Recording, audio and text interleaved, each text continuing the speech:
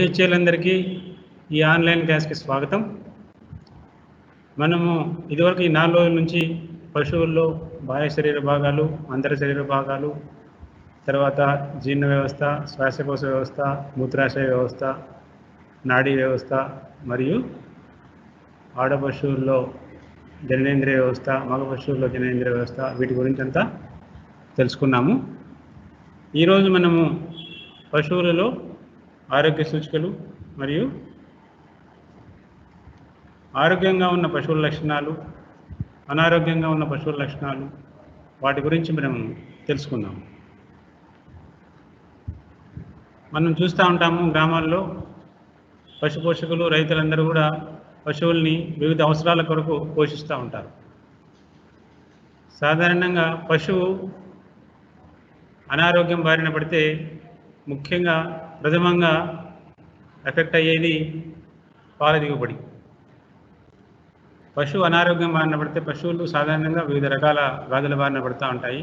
పశువులు వ్యాధుల బారిన పడినప్పుడు ముఖ్యంగా ప్రభావితమయ్యేది పశువుల్లో పాల దిగుబడి. పాల దిగుబడి ప్రభావితమైతే మనకి రైతుకు ఆర్థికంగా నష్టం చేకూరుతుంది. పశువు యొక్క ఆరోగ్యం చెడిపోయి పశువు తద్వారా రాబోయే రోజుల్లో కూడా పాల దిగుబడి బాగా తగ్గిపోయే అవకాశం ఉంది. దాంతోపాటుగా పశు పోషకులు, రైతులు పశువులని పని కొరకు కూడా పశువుల్లో పొలాల్లో పని కొరకు కూడా ఉపయోగిస్తూ ఉంటారు. పశువు వ్యాధి బారిన పడినట్టయితే దాని పని సామర్థ్యం కూడా బాగా తగ్గిపోతుంది. అలాగే దూడల్లో వ్యాధులు కలిగిన, అనారోగ్యం పాలైన ఆ దూడ యొక్క పెరుగుదల ప్రభావితమై దూడ పెరుగుదల సరిగా ఉండదు. తగు స్థాయిలో దూడ పెరుగుదల ఉండదు. దూడ పెరుగుదల సరిగా లేకపోతే తర్వాత పశువు యుక్త వయస్సుకు వచ్చినప్పటికి కూడా అది తర్వాత ఎద లక్షణాలు చూపించడము, ఎదకు రావటము, మరి చూడి కట్టడము, ఇటువంటివన్నీ కూడా మనకు ఈ పశువులు వ్యాధుల బారిన పడడం వల్ల, దూడ వ్యాధుల బారిన పడడం వల్ల ఇవన్నీ కూడా ప్రభావితమై మనకు తద్వారా అది పెరుగుదల సరిగా లేక తగు మోతాదులో దాని శరీర బరువు రాక, అది చూడికి రాక, చూడి లక్షణాలు చూపించక ఇవన్నీ కూడా మనకి సమస్యలు ఎదురయ్యే అవకాశం ఉంది. కాబట్టి మనం వీటి గురించి తెలుసుకోవాల్సిన అవసరం ఎంతైనా ఉంది. మనము గమనించినట్లయితే గ్రామాల్లో పశు పోషకులు మీ దగ్గరికి తీసుకొస్తూ ఉంటారు వైద్యం కొరకు. మనం సాధారణంగా గ్రామాల్లో గమనించినట్టయితే ఆరోగ్యంగా ఉన్న పశువుల లక్షణాలు ఎలా ఉంటాయి అంటే పశువు చురుగ్గా ఉంటుంది. అంటే మనము చిన్న అలికిడి చేసినా కూడా అది దానికి ప్రభావితం అవుతుంది. ఆరోగ్యంగా ఉన్న పశువు చురుగ్గా ఉంటుంది. చిన్న అలికిడికి కానీ, చిన్న శబ్దానికి కానీ, మనం చిన్నగా మనిషి దగ్గరికి పోయినా కూడా దానిలో మనకి అది ప్రభావితమై మనకి చురుగ్గా ఉండి అటు ఇటు కదలటము, మనం వస్తున్న అలికిడి చిన్న శబ్దంతో కూడా అది బాగా ఆరోగ్యంగా ఉన్న లక్షణం. ఆరోగ్యంగా ఉన్న పశువులు ఆకలి బాగా ఉండి మేత బాగా తింటాయి. అంటే సాధారణంగా ఏ మోతాదులో తినాలో అలా అన్ని రకాల పశుగ్రాసాలు, నీళ్లు తాగటము, పచ్చిగడ్డి కానీ, ఎండుగడ్డి కానీ, దానా కానీ అవన్నీ కూడా మనము ఇచ్చినవన్నీ కూడా ఆరోగ్యం బాగా ఉంటే బాగా ఆకలిగా ఉంటుంది. మనము ఇచ్చే పశుగ్రాసం ఏదైనా కూడా దానా కూడా అన్నీ ఇష్టంగా తింటుంది. తర్వాత కళ్ళు మెరుస్తూ కాంతివంతంగా ఉంటాయి. మనం దగ్గరికి వెళ్ళి చూసినట్లయితే మనం కనురెప్పలు అట్లా తీసి చూసినా కూడా బాగా పింక్ కలర్లో కనురెప్పల లోపలి భాగము పింక్ కలర్లో ఉంటాయి. కళ్ళు కూడా బాగా చెమ్మగా ఉండి కాంతివంతంగా ఉండి మెరుస్తూ ఉంటాయి. అది చూపు కూడా మామూలుగా తీక్షణంగా కూడా ఉంటుంది. అలాగే ఆరోగ్యంగా ఉన్న పశువుల్లో మనం ఇంకొకటి గమనించాల్సింది ముట్టె భాగం. మనం గమనిస్తున్నామా ముట్టె భాగము? ఇది ముట్టె భాగం. ఈ ముట్టె భాగము మనము గమనించినట్లయితే చేయబెట్లట్లా వేళ్ళతో తాకి చూసినట్లయితే తడిగా ఉంటుంది. ఇది ఆరోగ్యంగా ఉన్న పశువు యొక్క లక్షణం. మనం రైతులు పశువు అనారోగ్యంగా ఉందని మన దగ్గరికి తీసుకొచ్చినప్పుడు కూడా మనము గమనించాల్సింది ముట్టె తడిగా ఉందా లేదా. ఇది గమనించినట్లయితే మనం దాన్ని బట్టి కూడా దాని ఆరోగ్య స్థాయిని గుర్తించవచ్చు. అలాగే శరీర ఉష్ణోగ్రత, పల్స్, శ్వాస రేటు మరియు అరలపొట్ట, రూమెన్ కదలికలు, ఇవన్నీ కూడా మనము గమనించాల్సి ఉంటుంది. పశువు ఆరోగ్యంగా ఉందా లేదా అనే విషయాన్ని మనము బేరీజు వేసుకోవాలంటే శరీర ఉష్ణోగ్రత, నాడి, శ్వాస రేటు మరియు అరలపొట్ట లేదా రూమెన్ కదలికలను గమనించి వాటిని రికార్డ్ చేయాలి. అవి స్టాండర్డ్గా ఎంత ఆరోగ్యంగా ఉన్న పశువులు ఎలా ఉంటాయి, ఒకవేళ అనారోగ్యంగా ఉంటే ఏ స్థాయిలో తక్కువగా లేక ఎక్కువగా ఎలా ఉంటాయి అనేది మనము గమనించవలసి ఉంటుంది. వీటితో పాటుగా మనము గమనించవలసింది ఆరోగ్యంగా ఉన్న పశువు పేడ లేదా పెంటిక. పెంటిక అంటే మనము సన్నజీవాల్లో పెంటిక అంటాము, మామూలుగా ఆవులు గేదెల్లో మనము పేడ అంటాము. ఆ పేడ కన్సిస్టెన్సీ అంటే దాని స్థాయి మామూలుగా ఉంటుంది. అనారోగ్యంగా ఉన్న పశువులైతే వేరే రకంగా ఉంటుంది. దాని గురించి మళ్ళీ మనము వివరంగా తెలుసుకున్నాము. పేడ మరియు మూత్రము మామూలుగా ఉంటాయి. అంటే మామూలుగా అంటే అట్లా గట్టిగా కాకుండా మరీ పలుచగా కాకుండా, అది ఏ రకంగా ఇక్కడ కనపడుతుందా మనకు ఈ ఫోటోలో పేడ ఎలా ఉంది, మరి ఎక్కువ గట్టిగాను లేదు, మరి ఎక్కువ పలుచగాను లేదు. అలా కాకుండా ఈ స్థాయిలో పేడ ఉండాలి. ఉంటే పశువు ఆరోగ్యంగా ఉన్నట్టు మనకు అర్థమవుతుంది. అలాగే మూత్రము, ఆ మూత్రం కలరు ఎలా ఉండాలి, పశువు యొక్క మూత్రం ఏ కలర్లో ఉంటుంది, మనం ఎండుగడ్డి కలర్, ప్యాడీ స్ట్రా కలర్లో ఉంటుంది. అదే గమనించాలి. అనారోగ్యంగా ఉన్న పశువుల్లో ఆ రంగు మార్పు ఉండొచ్చు, లేకపోతే అది మూత్ర విసర్జన చేసే ఫ్రీక్వెన్సీ అంటే ఎన్నిసార్లు చేస్తూ ఉంది, ఎక్కువ సార్లు చేస్తూ ఉందా, తక్కువ సార్లు చేస్తూ ఉందా, అది కూడా మనము గమనించవలసి ఉంటుంది.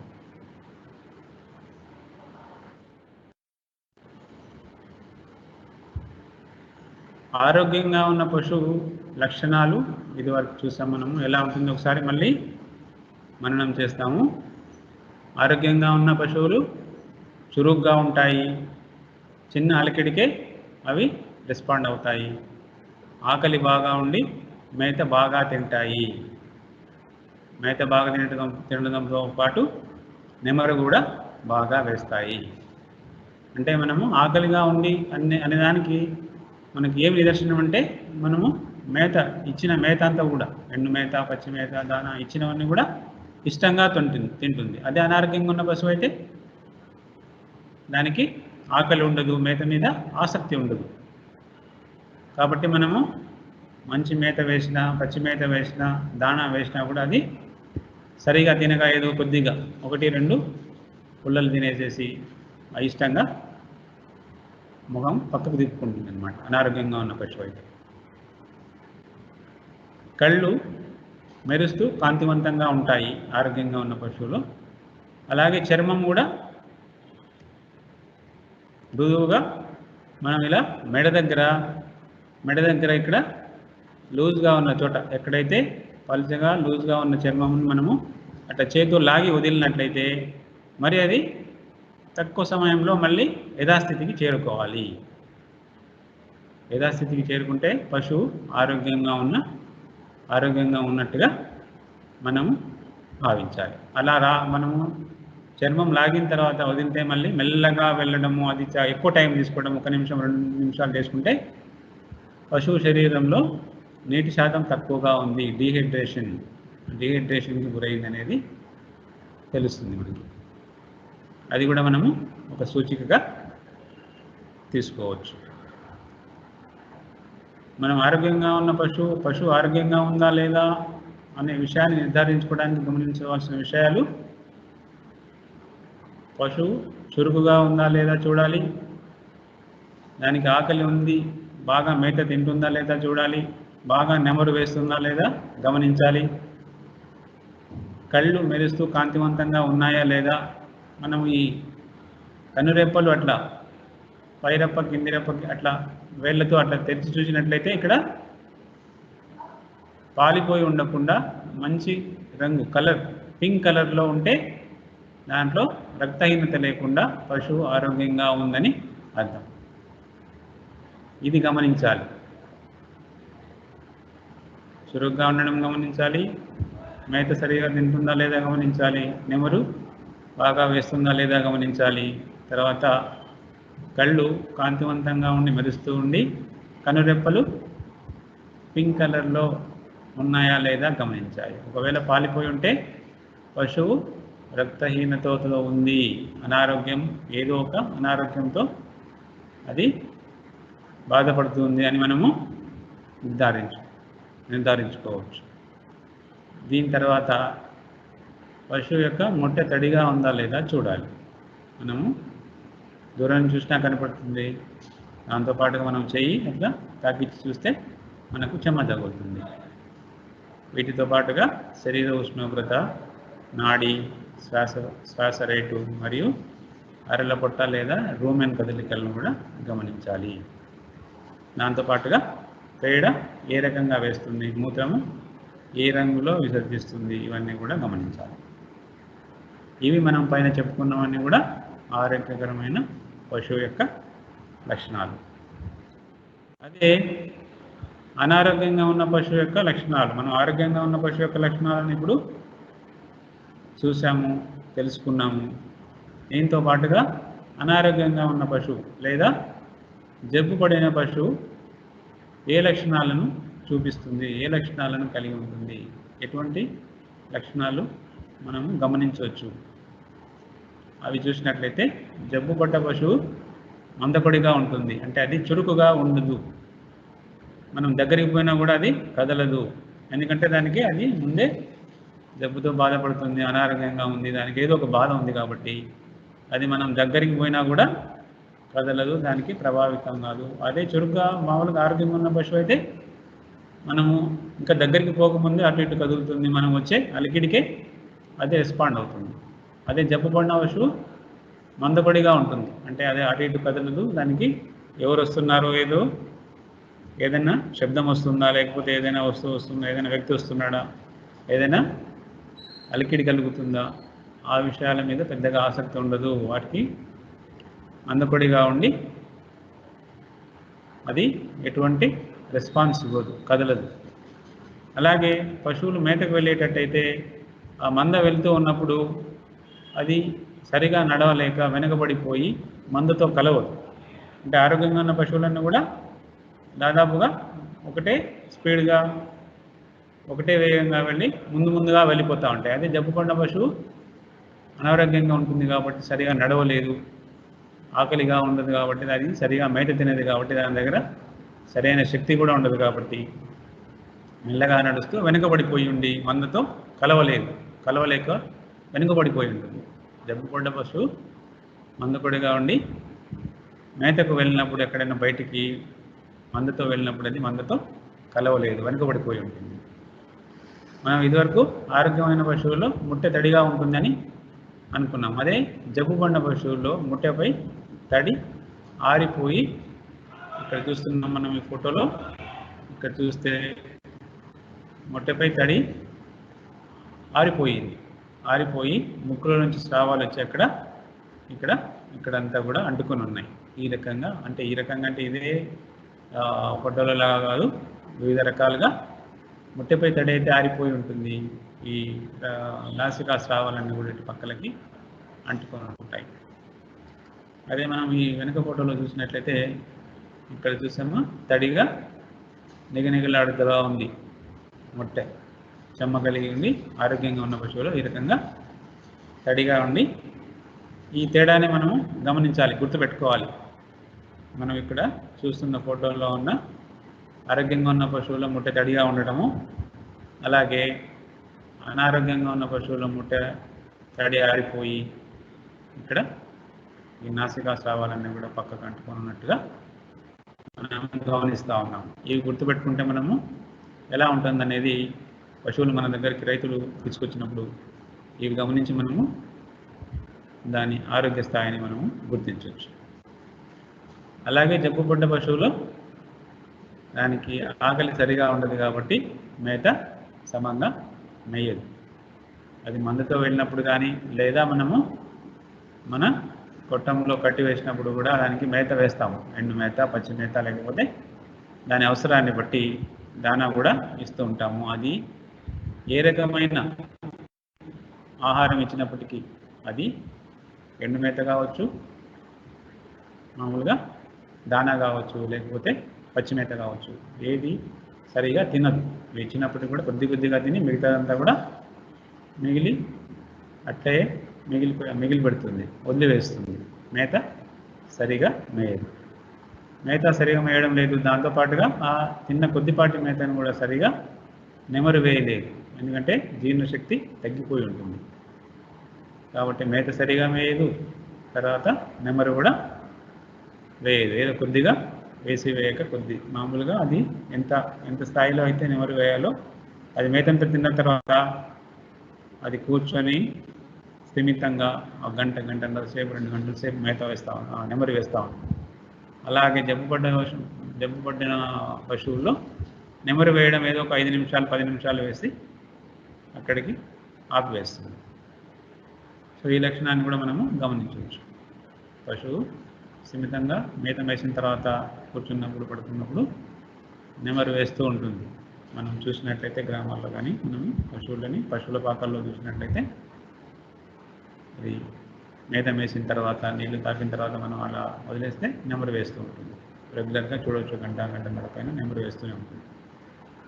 అలాగే జబ్బుపడిన పశువుల్లో నెమరు వేయడం సరిగా ఉండదు.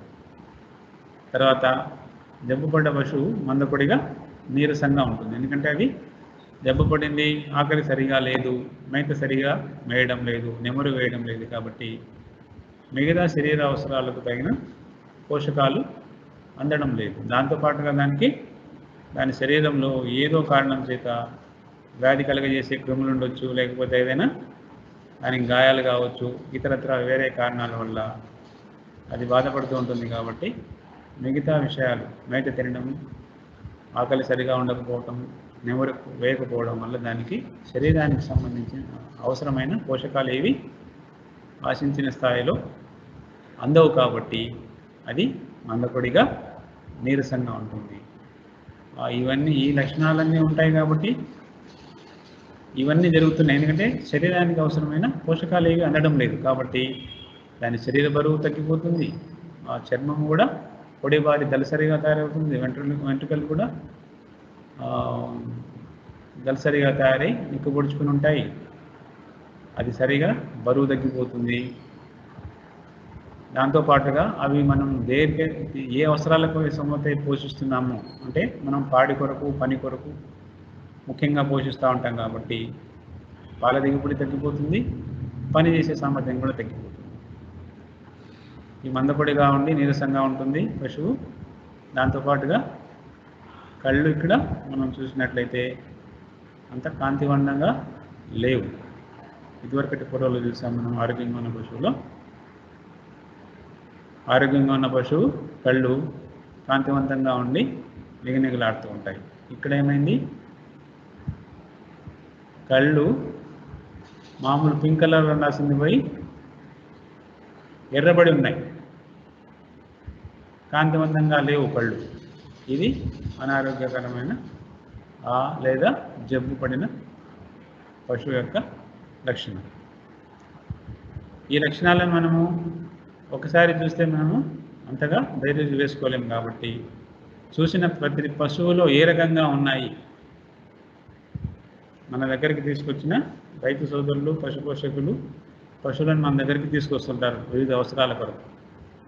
ఆరోగ్యంగా ఉన్న పశువును కూడా మిగతా అవసరాల కోసం తీసుకురావచ్చు, అనారోగ్యంగా ఉన్న పశువులను కూడా తీసుకురావచ్చు. అటువంటి వాటిల్లో మనము ఆరోగ్యంగా ఉన్న పశువు తీసుకొచ్చినప్పుడు ఎలా ఉందని గమనించాలి. అందులో ఎటువంటి లక్షణాలు మనం ఇప్పుడైతే ఏవైతే ఇక్కడ చదువుకున్నామో ఈ లక్షణాలన్నీ కూడా ఒకసారి మనము గమనించాలి బాగా.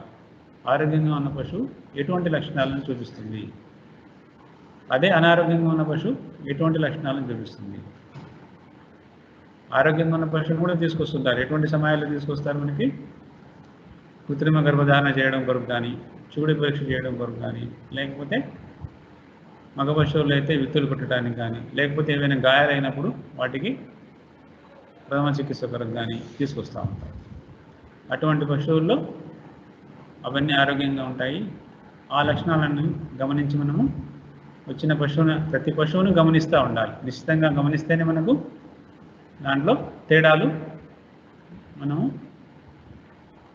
గుర్తుపెట్టుకోగలం. అలా లేని పక్షంలో మనము ఆరోగ్యంగా ఉన్నది, అనారోగ్యంగా ఉన్నది మనము వేరుపరచడం కష్టమవుతుంది. సో ఇవన్నీ మనము వచ్చిన ప్రతి పశువును గమనిస్తూ పోతే మనకు అనుభవపూర్వకంగా ఈ విషయాలన్నీ బాగా తెలుస్తాయి. అనారోగ్యంగా ఉన్న పశువు ప్రవర్తన ఎలా ఉంటుంది? మనము ఇదివరకు చెప్పుకున్నట్టుగా అది మందపొడిగా ఉండి చురుగ్గా ఉండదు. చురుగ్గా ఉండక మందపొడిగా ఉండి మేతకు వెళ్ళే మందలో వెనుకబడి ఉంటుంది. ఎందుకంటే అది ఆరోగ్యంగా ఉన్న పశువులతో పాటుగా నడవలేదు కాబట్టి మందలో వెనుకబడి ఉంటుంది. తర్వాత తల కిందికి దించి మందకొడిగా నీరసంగా ఉంటుంది. అది నడిచేటప్పుడు కూడా తల బాగా పైకి పెట్టుకొని వెళ్ళలేదు, నీరసంగా ఉంటుంది. తల కిందికి దించి మందకొడిగా ఉండి సరిగా నడవలేదు కాబట్టి మందలో వెనుకబడిపోయి ఉంటుంది. మేత సమంగా మేయదు, ఎందుకంటే దానికి ఆకలి తగు స్థాయిలో ఉండదు. అనారోగ్యంగా ఉంది కాబట్టి అది వివిధ కారణాలతో సతమతమవుతూ అది బాధపడుతూ ఉంటుంది కాబట్టి మేత సమంగా మేయదు. నెమరు వేయకపోవడం. నెమరు కొద్దిగా అయినా వేయచ్చు. మరీ ఎక్కువ అనారోగ్యంగా ఉన్నప్పుడు పూర్తిగా నెమరు ఆపివేస్తుంది. నెమరు వేయదు. నెమరు పూర్తిగా వేయడం మానివేస్తుంది. అంటే అక్కడ రూమెన్ లేదా అరలపట్ట కదలికలు పూర్తిగా ఆగిపోయి ఉంటాయి. తర్వాత శ్వాస సరిగా ఆడక నోటితో గాలి పీల్చుకుంటుంది. మామూలుగా అయితే ముఖరంధ్రాల ద్వారా, నాసికారంధ్రాల ద్వారా శ్వాస తీసుకోవాలి. ఈ అనారోగ్యంగా ఉన్నప్పుడు వివిధ కారణాల వల్ల అది శ్వాస ఆడక ముక్కులో నాసికా స్రావాలు అడ్డుపడవచ్చు, లేకపోతే అక్కడ ఏదైనా వాపులాగా వచ్చి ఇన్ఫ్లమేషన్ లాగా వచ్చి అక్కడ శ్వాస తీసుకోవడం కష్టంగా ఉన్నప్పుడు అది నోరు తెరిచి నోటితో గాలి పీల్చుకుంటుంది. మనం ఇక్కడ ఈ ఫోటోలో చూస్తున్నాము. ఇలాగా మామూలుగా అయితే నోరు మూసుకొని ఉండాల్సింది నోరు తెరిచి నాలుక బయటికి చాపి నోటి ద్వారా శ్వాస తీసుకున్నట్టుగా మనకి ఈ ఫోటోలో కనబడతా ఉంది అనారోగ్యంగా ఉండడం. దాంతోపాటుగా అనారోగ్యంగా ఉన్న పశువు ఎక్కువసార్లు మూత్రం పోస్తుంటాయి, కొన్నిసార్లు తక్కువగా కూడా మూత్రం పోస్తుంటాయి. సో ఇవి అనారోగ్యంగా ఉన్న పశువు యొక్క ప్రవర్తనలోని అంశాలు. మందలో వెనుకబడి ఉండటం, తల కిందికి దించి మందపొడిగా నీరసంగా ఉండటం, మేత సమంగా మేయకపోవటం, నెమరు కొద్దిగా వేయటం లేక పూర్తిగా మానివేయటం, శ్వాస సరిగా ఆడకపోవడం వల్ల నోటితో నోరు తెరిచి గాలి పీల్చుకోవడం, ఎక్కువసార్లు కానీ లేదా తక్కువసార్లు కానీ మూత్ర విసర్జన చేయటం. మనం గమనించినప్పుడు అనారోగ్యంగా ఉన్న పశువు ఈ రకంగా కనబడుతుంది. Back posture standing arched back అంటే ఇక్కడ ఈ వెన్నుపూస ఇట్లా పైకి ఇట్లా వలయాకారంలో ఉంటుంది. అనారోగ్యంగా ఉండి పశువు ఏదైనా జబ్బుతో బాధపడుతున్నప్పుడు ఈ రకంగా కనపడుతుంది మనకు పశువు. ఈ ఫోటోలో ఉన్న పొజిషన్ గుర్తుపెట్టుకోవాలి. మనకు పశువులు మన దగ్గరికి, మన ఆర్బీకి సెంటర్ కానీ మన దగ్గరికి చికిత్స కానీ ప్రాథమిక చికిత్స కానీ వచ్చినప్పుడు ఇటువంటివి మనం గమనించవచ్చు. అంటే అన్ని పశువుల్లో ఇలా ఉంటుందని కాదు,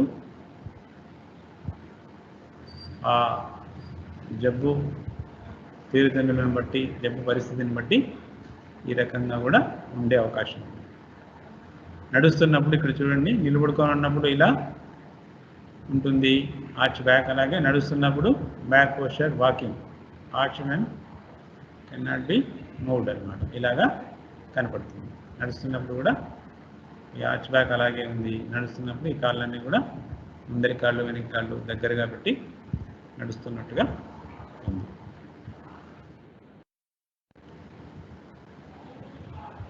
ఈ పశువులు జబ్బు బారిన పడినప్పుడు, అనారోగ్యంగా ఉన్నప్పుడు ఆ ఉన్న లక్షణాలని 4 దశలుగా విభజించి మనకి ఇందులో మనం తెలుసుకుందాము, చర్చించుకుందాము. మొదటి దశలో పశు అనారోగ్య లక్షణాలు ఏవేవి ఎలా ఉంటాయి మనం గమనించినట్లయితే, శరీర ఉష్ణోగ్రతలో తగ్గుదల లేదా పెరుగుదల ఉంటుంది.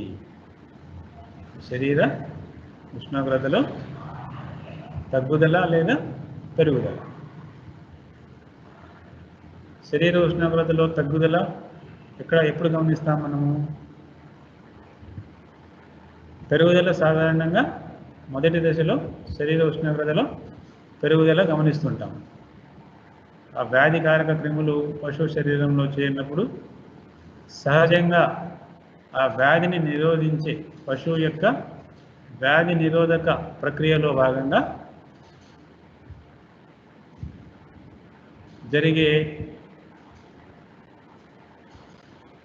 యాంటీజెన్ యాంటీబాడీ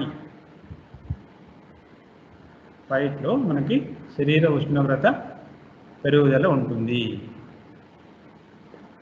పశువు యొక్క వ్యాధి నిరోధక వ్యవస్థ పశువు శరీరంలో చేరిన వ్యాధికారక క్రిములని నాశనం చేయడంలో చేసే ప్రక్రియలో భాగంగా మనము ఆ సమయంలో శరీర ఉష్ణోగ్రత పెరుగుదల గమనిస్తాము. మొదటి దశలో, రెండవ దశలో అట్లా మొదటి దశలో శరీర ఉష్ణోగ్రతలో పెరుగుదల కనిపిస్తుంది.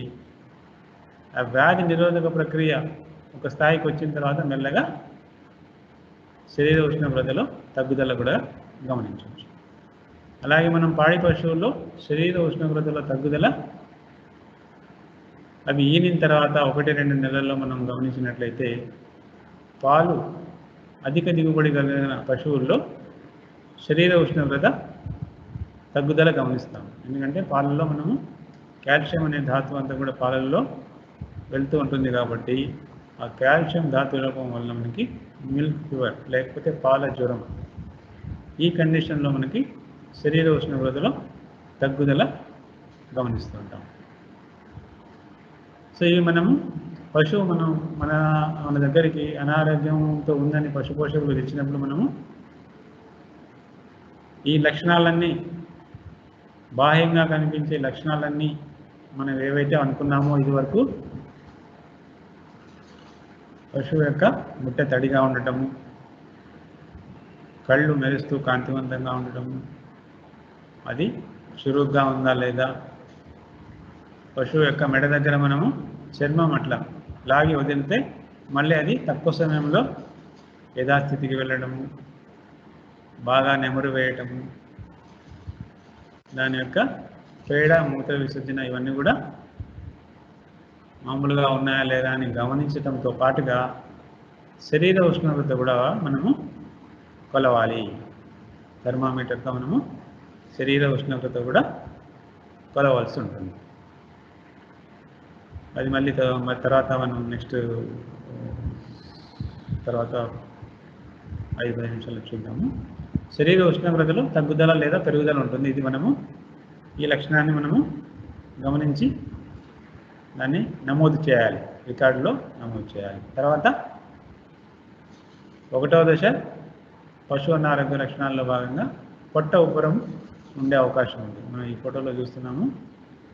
ఇక్కడ ఎడమ వైపున చూసినట్టయితే మామూలుగా అయితే ఇలాగా ఉబ్బరంగా ఉండదు.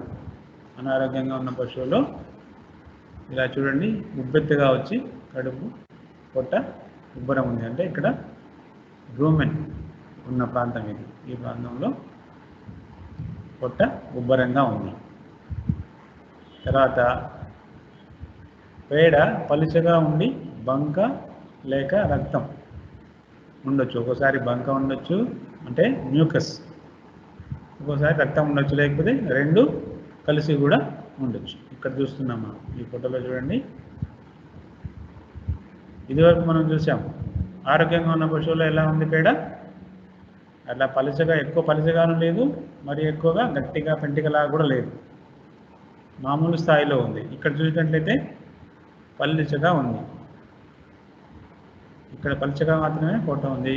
కొన్నిట్లో మ్యూకస్ బంక లేదా రక్తం కూడా ఉండే అవకాశం ఉంటుంది. తర్వాత శ్వాస సరిగా అందక ఆయాసంతో రొప్పుతూ ఉంటుంది పశువు. అనారోగ్యంగా ఉన్న పశువు మొదటి దశలో శ్వాస సరిగా అందక ఆయాసంతో రొప్పుతూ ఉంటుంది. తర్వాత జననేంద్రియాల నుండి స్రావాలు కూడా వచ్చే అవకాశం ఉంది. ఇప్పుడు అనారోగ్యంగా ఉన్న పశువు అంటే సాధారణ అనారోగ్యం కావచ్చు, లేకపోతే గర్భకోశ వ్యాధులు ఏవైనా ఉండి ఉండొచ్చు. అటువంటి పరిస్థితుల్లో కూడా మనకి ఇట్లా గర్భాశయం నుంచి, జననేంద్రియాల నుంచి స్రావాలు గమనిస్తాము. ఆ వచ్చిన స్రావాలు తోకకు అంటుకొని ఉంటాయి. తోక కానీ ఇటు పక్కలకు కానీ అంటుకొని మనము ఉంటాయి. అవి వాటిని చూసి కూడా మనము గమనించి పశువు ఎటువంటి అనారోగ్యానికి గురి అయ్యింది అని మనము తెలుసుకోవచ్చు. సో మొదటి దశలో ఇటువంటి లక్షణాలన్నీ కూడా ఇక్కడ చూడండి. మనము గర్భాశయంలో ఈ వల్లవల్లి చూస్తే పాలిపోయి ఉన్నాయి. మామూలుగా అయితే ఈ రకంగా కాకుండా పింక్ కలర్లో మెరుస్తూ ఉంటాయన్నమాట. ఇది కూడా ఒక అనారోగ్యమైన పశువు యొక్క లక్షణం. రెండవ దశ పశువు అనారోగ్యంగా ఉన్న పశువు యొక్క రెండవ దశలో లక్షణాలు. గుండె మరియు శ్వాస వేగం పెరుగుతుంది. మామూలు వేగం కంటే, అంటే ఆ నాడీ వేగము మరియు శ్వాస రేటు వేగం పెరుగుతుంది. అది నిమిషానికి ఎన్నిసార్లు తీసుకోవాలో అంతకంటే కూడా ఎక్కువ సార్లు శ్వాస తీసుకుంటూ ఉంటుంది. దాంతోపాటుగా గురక, పిల్లి కూతలు లాంటి శబ్దాలు కూడా వినవచ్చు. ఎందుకంటే ఆ నాసికారంధ్రాల్లో ఆ స్రావాలన్నీ కూడా అట్లా అడ్డుపడిపోయి ఉంటాయి కాబట్టి శ్వాస తీసుకుంటున్నప్పుడు గురక ఎందుకు వస్తుందంటే ఆ నాసికారంధ్రాలు ఉబ్బుకొని స్రావాలు వచ్చి అడ్డుపడిపోయి ఉండడం వల్ల గురక లేక పిల్లి కూతలు లాంటి శబ్దాలు వినపడతాయి.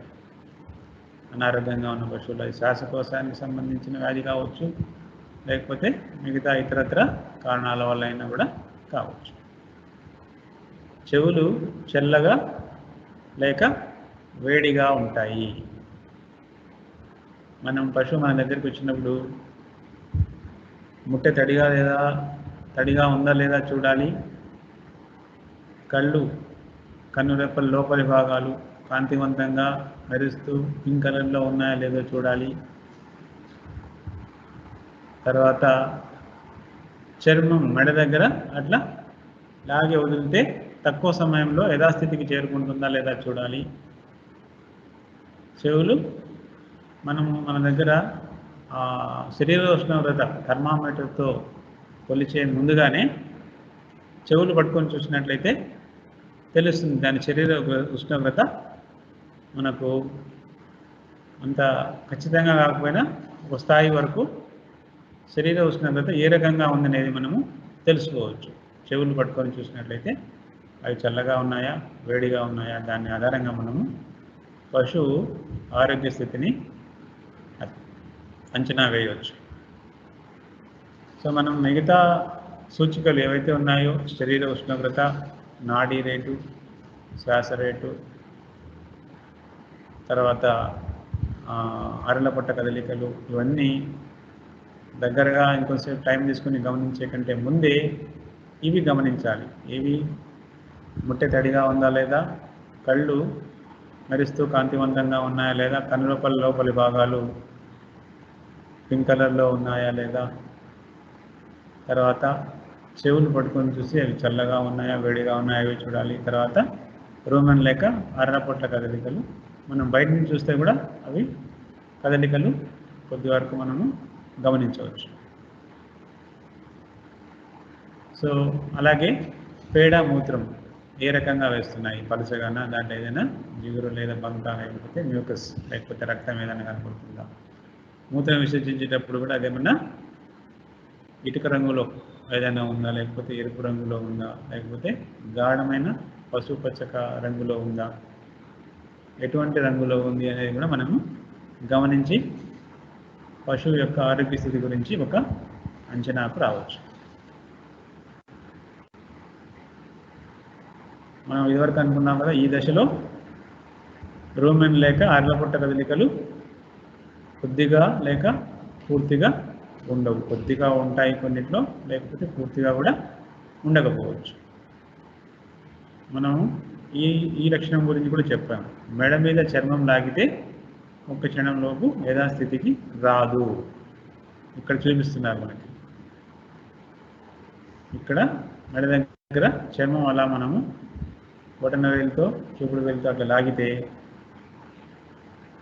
డిహైడ్రేటెడ్ అంటే పశువు శరీరంలో నీటి శాతం తక్కువగా ఉన్నప్పుడు, అంటే నీరు సరిగా తాగకపోవడం వల్ల కావచ్చు, లేకపోతే ఎండలో ఎక్కువ సమయం పనిచేయడం వల్ల కూడా ఇటువంటి పరిస్థితి డిహైడ్రేషన్ రావచ్చు. ఎండ తీవ్రత ఎక్కువగా ఉండడం వల్ల, ఎక్కువ గంటలు పనిచేయడం వల్ల, ఇటువంటి కారణాల వల్ల డిహైడ్రేషన్కు గురి కావచ్చు. అంటే మనం ఇక్కడ లాగి వదిలిన చర్మము యథాస్థితికి పోవడం లేదు. ఇక్కడ చూసామా మనం, అలాగే పైకే ఉంది గట్టిగా, అంటే యథాస్థితికి వెళ్ళడం లేదు. అలాగే మామూలు ఆరోగ్యంగా ఉన్న పశువులైతే అది మనం లాగే ముందు ఏ స్థితిలో ఉందో ఆ స్థితికి మరి తక్కువ సమయంలో వెళ్ళిపోతుంది. సో అది ఒక ఆరోగ్య సూచిక. మెడ మీద చర్మం లాగే వదిలితే తక్కువ సమయంలో, ఒక క్షణం కావచ్చు, 2 క్షణాలు కావచ్చు, తక్కువ సమయంలో యథాస్థితికి ఆ చర్మం చేరుకోవాలి. ఆరోగ్యమైన పశువులు అయితే అలా చేరుకుంటుంది. అదే అనారోగ్యంగా ఉన్న పశువు యొక్క శరీరంలో నీటి శాతం తగ్గినప్పుడు, వడదెబ్బకు గురైనప్పుడు, ఇటువంటి పరిస్థితుల్లో మనకి అలా ఆ చర్మం లాగి వదిలిన చర్మం యథాస్థితికి పోదు. మూడవ దశ పశువు అనారోగ్య లక్షణాలు. గాలిగొట్టం అనేది శ్వాస తీసుకుంటున్నప్పుడు, పశువు శ్వాస తీసుకుంటున్నప్పుడు గాలిగొట్టం నుంచి గురక శబ్దాలు. ఇవి శ్వాసకోశ సంబంధిత వ్యాధుల్లో ఎక్కువగా కనపడతాయి. మనకు ట్యూబర్క్లోసిస్ అంటే క్షయవ్యాధి కావచ్చు, లేకపోతే ఇతరత్ర వేరే కారణాల వల్ల, ఇన్ఫెక్షన్ వల్ల కావచ్చు. వాటి వల్ల శ్వాసకోశాలు మనకి అనారోగ్య బారిన పడినప్పుడు అందులో ఇన్ఫ్లమేషన్ అంటే ఆ దారి వెంట వాపు వచ్చిండొచ్చు. దాంతోపాటుగా స్రావాలు కూడా వచ్చేసి అక్కడ గడ్డగట్టుకొని పోయి అడ్డుపడుతూ ఉండడం వల్ల గాలిగొట్టం నుంచి గురక శబ్దాలు వినపడతాయి. దాంతోపాటుగా మనకి జుగులర్ వెయిన్ పల్సేషన్, అక్కడే మనం మెడ దగ్గర గమనించినట్లయితే జుగులర్ వెయిన్ మనం మందులు కానీ ఏదైనా సలైన్స్ పెట్టినప్పుడు, డెక్స్ట్రోస్ సలైన్, నార్మల్ సలైన్ ఏదైనా పెట్టే ప్రదేశం జుగులర్ వెయిన్ దగ్గర మనం గమనించినట్లయితే అది ఉబ్బెత్తుగా ఉండి మనకు అక్కడ రక్త ప్రసరణ వెళ్తున్నట్టుగా బయట నుంచి చూస్తేనే కనబడుతుంది. లేదా మనం కొద్దిగా అట్లా వేలితో అట్లా తాకితే కూడా రక్త ప్రసరణ, మామూలుగా అయితే అది చర్మం లోపల ఇమిడి ఉండి బయటికి పెద్దగా కనపడదు. అదే అనారోగ్యంగా ఉన్న పశువుల్లో కొన్ని సందర్భాల్లో, ఎటువంటి సందర్భాల్లో, ట్రామాటిక్ రెటికులోపెరికార్డైటిస్ అంటే మనకి ఆహారంలో ఏవైనా జీర్ణ కాని పదార్థాలు, ఏదైనా ఈ చిన్న బైండింగ్ వైర్స్, లేకపోతే ఏదైనా మేకలు అటువంటివి తిన్నప్పుడు అవి అరలపుట్ట ద్వారా గుండె దాకా చేరి ఆ గుండెను అక్కడ పుండులాగా ఏర్పడి అందులో చీము ఏర్పడి అటువంటి కండిషన్స్లో మనకి జుగులర్ వెయిన్ పల్సేషన్. మనం జుగులర్ వెయిన్ అంటే సలైన్స్ ఇచ్చేదానికి, డెక్స్ట్రోస్ సలైన్స్ కానీ ఏమైనా ఇచ్చేదానికి వాడే ఆ వెయిన్ మనం ఇంజెక్షన్స్ ఇస్తుంటాం, ఆ ప్రదేశంలో మనకి పల్సేషన్ మనం బయట నుంచి చూసినా కూడా ఉబ్బెత్తుగా ఉండి రక్త ప్రసరణ చాలా స్పష్టంగా కనబడుతూ ఉంటుంది. ఇటువంటి కండిషన్స్ మనము గమనించి అటువంటిది ఏదైనా ఉందా అనే తర్వాత మిగతా పరీక్షల ద్వారా నిర్ధారణకు రావాల్సి ఉంటుంది. సో మూడవ దశలో జుగులర్ వెయిన్ పల్సేషన్, గాలిగొట్టం నుంచి దొరికే శబ్దాలు, తర్వాత ఇంకా కొన్ని వాటిల్లో పొదుగు వాపు, రొమ్ములపై పగుళ్ళు లేకపోతే అవి గట్టిగా ఉంటాయి. పొదుగు వాపు వచ్చినప్పుడు మామూలుగా అయితే చాలా స్మూత్గా ఎలాస్టిక్గా పాలు పొందేటప్పుడు మనం చూస్తూ ఉంటాం. అలా కాకుండా పొదుగు వాపు వ్యాధిలో మనం గమనించినట్లయితే ఆ 4 రొమ్ముల్లో అన్ని కావచ్చు, లేకపోతే ఒకటి కావచ్చు, 2 కావచ్చు, ఎక్కడైతే పొదుగు వాపు వ్యాధి ఉందో అక్కడ వాపు ఎక్కువగా ఉండి మొదటి దశలో బాగా ఉబ్బుగా ఉంటుంది. మనం పిండినట్టయితే అందులో ఓసారి పాలతో పాటు పాలు ఎర్రగా రక్తంతో కలిసి వచ్చినట్టుగా వస్తాయి. తర్వాత దశల్లో చీముతో కూడా కలిసి వస్తూ ఉంటాయి. లేకపోతే ఏదైనా గాయమైంది, దూడ పాలకు వదిలినప్పుడు ఏదైనా దాని పళ్ళ ద్వారా గాయాలైనాయి, అక్కడ గాయాలు ఏర్పడి అక్కడ వాపు వచ్చి రక్తస్రావం కలగటము, లేకపోతే చీము రావడము, ఇవన్నీ కూడా గమనిస్తుంటాం. పొదుగు వాపులో గమనిస్తుంటాం, లేకపోతే పగుళ్ళు, లేకపోతే ఏదైనా గాయం అవటం వల్ల కూడా మనము వాపు, రక్తస్రావం లేదా చీము గమనిస్తూ ఉంటాం.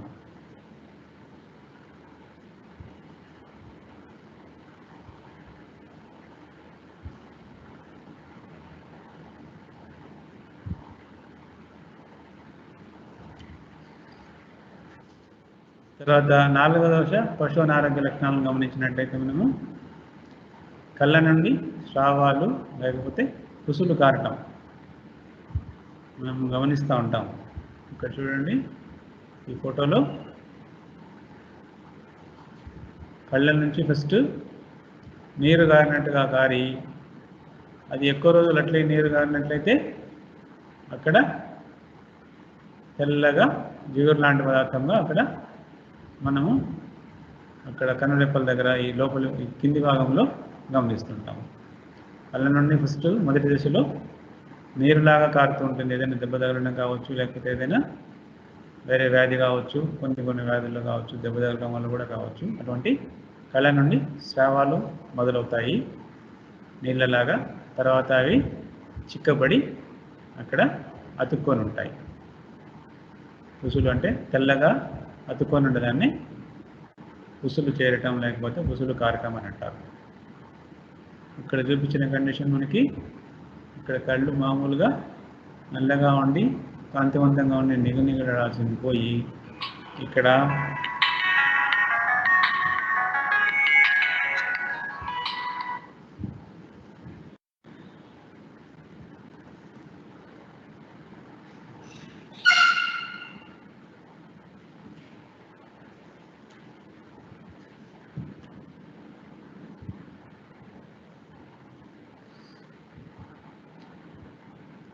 ఈ కండిషన్లో మనం చూసినట్లయితే ట్రిపనోసోమియాసిస్ అనే వ్యాధితో బాధపడే పశువులో ఈ రకమైన పరిస్థితిని మనము గమనించవచ్చు. కనుగుడ్డు కూడా పైన తెల్లటి పొర వచ్చినట్లుగా మనము చూస్తూ ఉన్నాం. అక్కడ అదే ఆరోగ్యంగా ఉన్న పశువులు ఈ రకంగా ఉండదు. మనం చూసాం ఇదివరకు మొదటి ఫోటోలో బాగా కాంతివంతంగా ఉండి మెరుస్తూ ఉంటాయి కళ్ళు. ఇక్కడ కళ్ళ నుంచి స్రావాలు కారి పుసులు కారి కన్ను గుడ్డు పైన తెల్లటి పొర లాంటిది మనం గమనిస్తాం. ఇక కొన్ని కండిషన్స్లో కళ్ళు ఎర్రబడి ఉండటం గమనిస్తాము. ఇంకా కొన్ని పరిస్థితుల్లో మనము కళ్ళు పాలిపోయి ఉన్నట్టుగా కూడా గమనిస్తాం. అంటే కాంతి లేకుండా కళావిహీనంగా ఉంటాయి. సో ఇటువంటివి మనము ఏ కండిషన్లో ఎలా ఉంటాయి అనేది మనము నంబర్ ఆఫ్ అనిమల్స్, ఎక్కువ శాతం ఉన్న పశువులను గమనిస్తూ పోతే వాటిని బేరీజ్ వేసుకోవచ్చు. 1-2 పశువులు చూస్తే మనకి ఒక అంచనాకు రాలేము. అన్ని పశువుల్లో మనము గమనిస్తూ ఉండి అనుభవం సంపాదించాలి. 1-2 అన్ని పశువుల్లో ఈ లక్షణాలన్నీ ఒకే రకంగా ఉండవు. వాటి స్థాయి, వాటి తీవ్రత ఇవన్నీ కూడా మారుతూ ఉంటాయి. కాబట్టి అన్ని పశువుల్లో ఒకే స్థాయిలో ఉండవు. కాబట్టి మనము జాగ్రత్తగా మన దగ్గరికి వచ్చిన పశువులన్నింటినీ కూడా గమనిస్తూ పోతే మనకి అనుభవం వస్తుంది. ఎలా ఉంటే ఎటువంటి అనారోగ్యం అయి ఉండవచ్చు అనేది మనకు ఆ పశువు యొక్క అనారోగ్య స్థితిని మనము కనుక్కోవటానికి ఇవన్నీ మనం ఏవైతే గమనిస్తున్నామో మన అనుభవాలన్నీ కూడా మనకి ఆ పశువు అనారోగ్యాన్ని గుర్తించే దాంట్లో మనకి తోడ్పడతాయి. ఇక్కడ కూడా మనము చూస్తున్నాం, కళ్ళ దగ్గర తెల్లటి జ్యూర్ లాంటి పదార్థం ఉంటున్నాం. ఇదే కుసులు చేరటము, కుసులు కారటము అని అంటాం. అలాగే ముక్కు రంధ్రాల నుండి స్రావాలు ఇక్కడ చూస్తున్నాం. ఇక్కడ చూడండి, ముక్కు రంధ్రాల దగ్గర తెల్లగా స్రావాలన్నీ కూడా అతుక్కొని ఉన్నాయి. ఇక్కడ కూడా చూస్తే ముక్కు రంధ్రాల దగ్గర స్రావాలన్నీ కూడా ఉన్నాయి. అనారోగ్యంగా ఉన్న పశువుల్లో ఎటువంటి స్రావాలు మనము సాధారణంగా గమనిస్తుంటాం. మనము అనారోగ్యంగా ఉన్న పశువు యొక్క నోరు తెరిచి చూసినట్లయితే దుర్వాసన లేకపోతే ఒక్కోసారి వాపు కూడా గమనించవచ్చు. ఎందుకంటే ఆ స్రావాలన్నీ ఉంటాయి. అది పశువు వ్యాధికారక క్రిములు బారిన పడి ఉంటుంది. కాబట్టి వాటి ప్రభావంతో నోటిలో దుర్వాసన వస్తుంది. ఒక్కోసారి అందులో నోటిలో వాపు, నాలుక కానీ పెదాలు కానీ వాపు కూడా రావచ్చు. లేకపోతే పగుళ్ళు కూడా ఉండొచ్చు. రక్తస్రావం కూడా మనము గమనించవచ్చు. కొన్ని సందర్భాల్లో నోట్లో దుర్వాసన, ఎందుకంటే సాధారణంగా అది సాధారణ స్థాయిలో నెమరు వేయలేకపోతుంది. నెమరు వేసినప్పుడే అది అందులో నోరంతా ఆరోగ్యంగా ఉండి అందులో ఆ స్రావాలన్నీ మామూలు స్థాయిలో ఉండి ఆ శరీరంలో ఆ కడుపులో ఉన్న గాలి అంతా బయటికి పోయి దుర్వాసన లేకుండా ఉంటుంది. అనారోగ్యంగా ఉన్న పశువు సరిగా మేత మేయదు, నెమరు వేయదు. కాబట్టి అందులో ఉన్న వాయువులన్నీ కూడా ఉండిపోయి నోరు దుర్వాసనగా ఉంటుంది. కొన్ని సందర్భాల్లో వాపు లేకపోతే పేదాల పగుళ్ళు, రక్తస్రావం ఇవన్నీ కూడా గమనిస్తాము. ముట్టెపై తడి ఆరిపోయి ఉంటుంది. ఇదివరకే అనుకున్నాము మనము. దీని స్థాయి ఎలా ఉంటుందంటే మామూలుగా ఉన్నప్పుడు తడిగా ఉండి మెరుస్తూ ఉండడం ఒకటి, తర్వాత కొద్దిగా ఆరిపోవడం తడి, తర్వాత ఎక్కువగా ఆరిపోయేసరికి ఇక్కడ ఈ ముట్టె పైన పగుళ్ళలా కూడా వస్తుంది అన్నమాట. ఆ చర్మం ఏదైతే ఉందో ముట్టె ఎక్కువగా తడి ఆరిపోవడం వల్ల ఆ చీలికల్లాగా ఇట్లా గీతల్లాగా గమనిస్తాము. అది వ్యాధి తీవ్రత ఎక్కువైనప్పుడు, శరీర ఉష్ణోగ్రత మరీ ఎక్కువగా పెరిగిపోయినప్పుడు ఇట్లా ఈ ముట్టె పైన తడి పూర్తిగా ఆరిపోయి ఇది చీలికల్లాగా పగుళ్ళు కూడా ఏర్పడే అవకాశం ఉంది. సో ఇదివరకు మనము ఆరోగ్యమైన పశువు యొక్క లక్షణాలు, అనారోగ్యంగా ఉన్న పశువు లక్షణాలు, వాటి ప్రవర్తన ఇవన్నీ కూడా చూసాము. మరొకసారి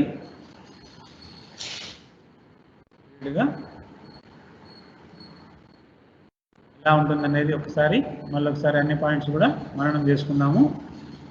ఆరోగ్యంగా ఉన్న పశువు చురుగ్గా ఉంటుంది.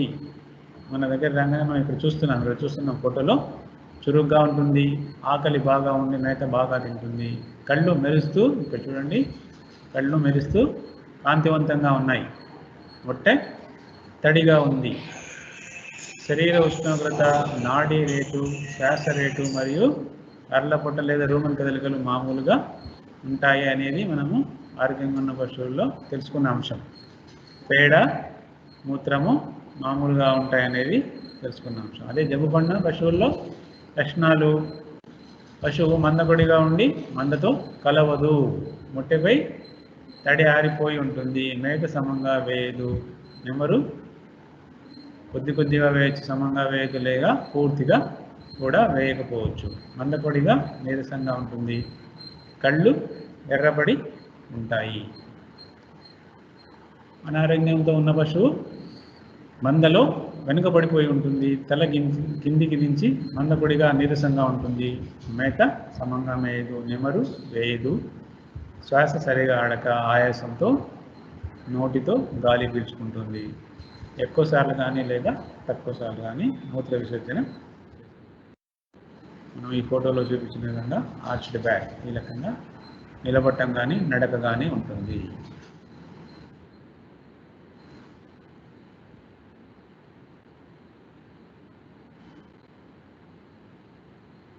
తర్వాత 1వ దశ పశువు అనారోగ్య లక్షణాల్లో భాగంగా మనము శరీర ఉష్ణోగ్రతలో పెరుగుదల లేదా తగ్గుదల, పొట్ట ఉబ్బరము, పేడ పలుచగా ఉండి, ఇక్కడ చూడండి పేడ పలుచగా ఉండి బంక లేక రక్తం ఉండే అవకాశం ఉంది.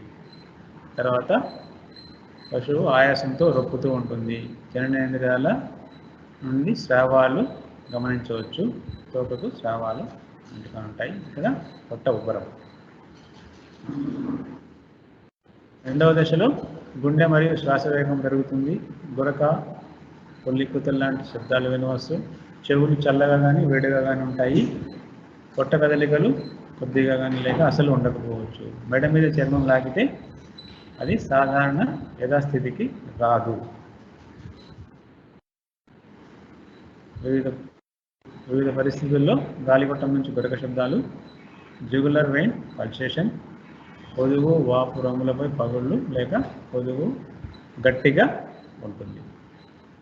4వ దశలో కళ్ళ నుండి స్రావాలు, పుసులు గారటము, కళ్ళు ఎర్రబడి ఉండటము, ముక్కు నుండి స్రావాలు కారటము, నోరు దుర్వాసన లేక వాపు ఉండటము, మొట్టెపై తడి ఆరిపోయి పగుళ్ళు లేక చీలికలు కలిగి ఉండటం. ఇవి మనము గమనించవలసిన అంశాలు.